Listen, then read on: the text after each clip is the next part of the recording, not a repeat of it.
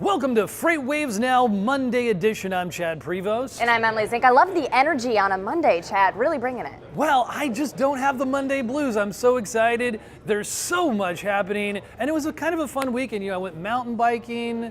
I did some deadlifting this morning. Wow. Yeah, how was your weekend? Nothing like yours. I unpacked a few boxes. I feel like I need to get into the gym or something. You were really working out. There's all kinds of things happening here today. We've got some incredible market experts here for you. Starting though off with the weather. Yes, Nick Austin talking about flooding. This is really causing some problems. Where are we looking at right now, Nick? It has. I mean, the flooding has been an ongoing problem in the Midwest for months now, but recent storms have just made it really worse across parts of the Mississippi and along parts of the Missouri River. So we're talking specifically today about two ports, the port of St. Louis, which is up near the top of the screen there, and then down here at the port of Little Rock.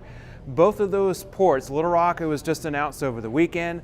Late last week, I believe on Friday, for the St. Louis port, no barges allowed through either of those ports. Barge traffic is being suspended for now because the water is just getting so high in those areas, and a lot of barges are just kind of being tied up and just held at these ports. So that's going to continue to be a problem. There'll probably be some more off and on rain, possibly some heavy rain and storms as we go through the rest of the week. I'm working on more details about this, and we'll have more information a little bit later today coming up for you on FreightWaves.com. And now we've got the Sultan of Sonar, Zach Strickland, back from the beach, ready to talk to us. Talk to carriers and brokers about what is happening with volumes and, of course, just freight rates and everything else around the country right now. Zach, how you doing? Good, Chad. Thanks. I like Good to be back. that nice, healthy glow you've got. Yeah, it's sunburn. It's a good time. Well, it looks healthy. Yeah. So anyway, over Memorial Day, we watched the volumes drop off, but we were watching the volumes drop off before Memorial Day, which was what was so unusual. We've got the outbound tender volume index pulled up here for the United States.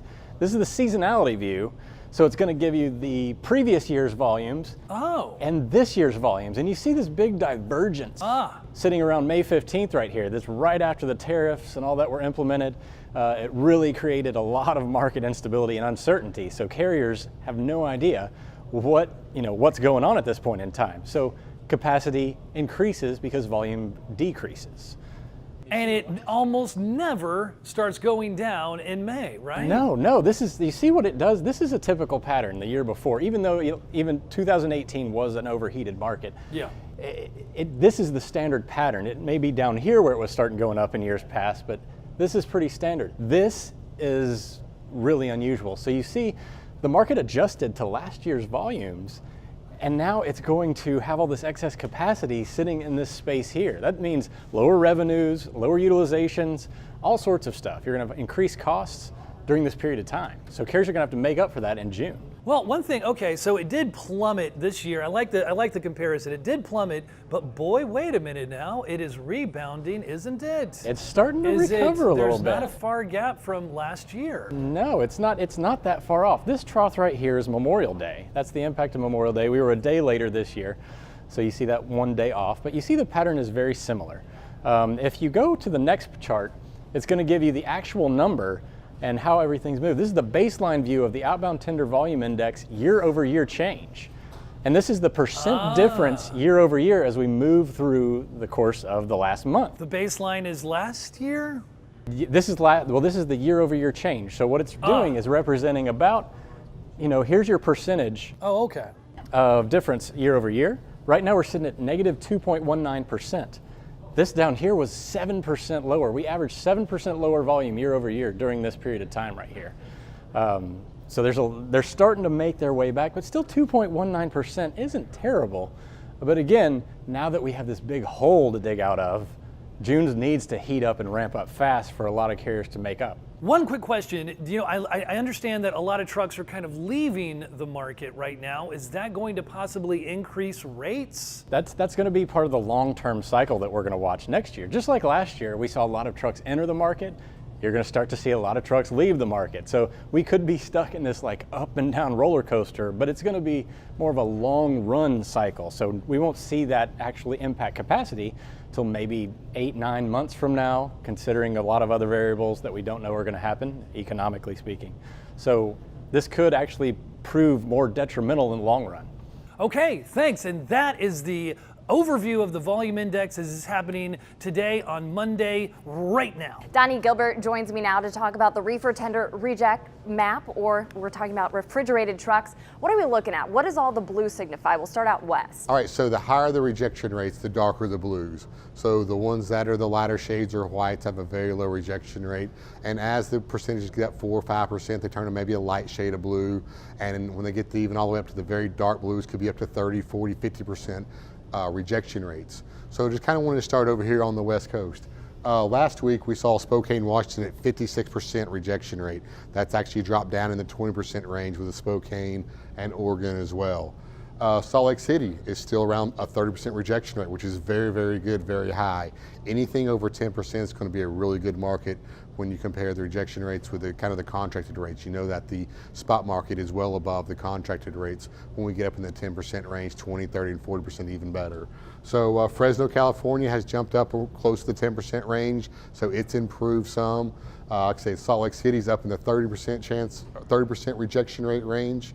And then we kind of move over into the middle of the U.S. Looks like a lot of blue there. Oh, this is our poultry region. Okay. So there's a lot of, chicken, turkey, whatnot processed in these areas. And a lot of refrigerator units are needed for this area. A lot of other, they're really in a high demand for reefers. And that's what's actually driving the market up, is because a lot of them aren't delivering into those areas. So capacity is a lot tighter. So you'll see the Arkansas all the way up through Iowa.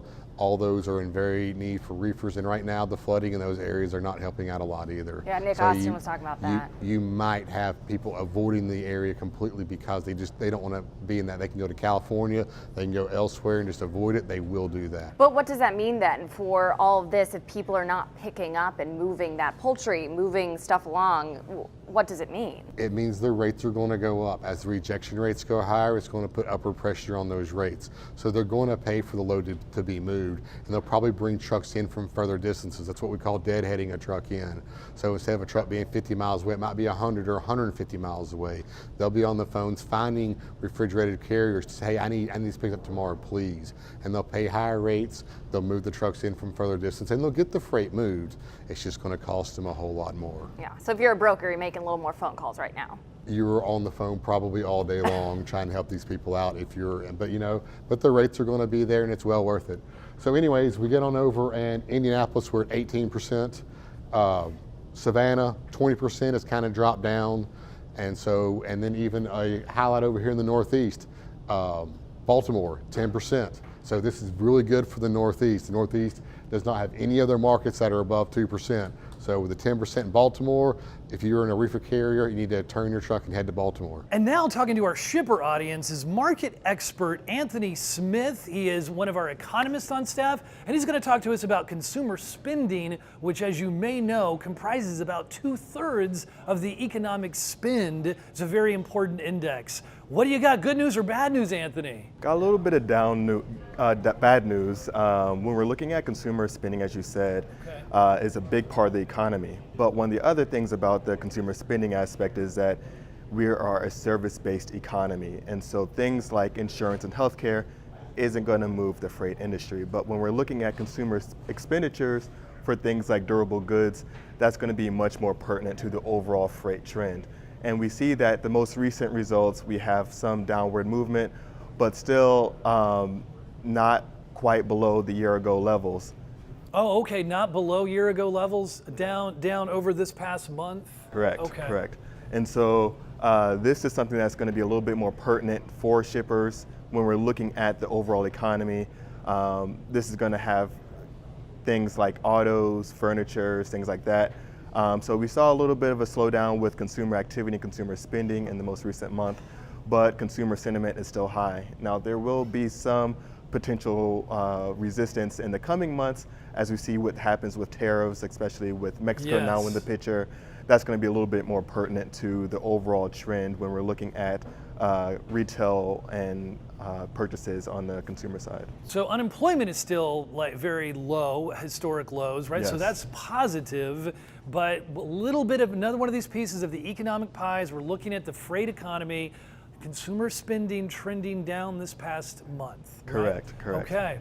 All right, thank you, Anthony Smith. We're giving you a little bit of piece of the pie each and every day. That is the latest data. It literally just came in right before this report. Thanks for tuning in. And in the meantime, don't worry, be happy.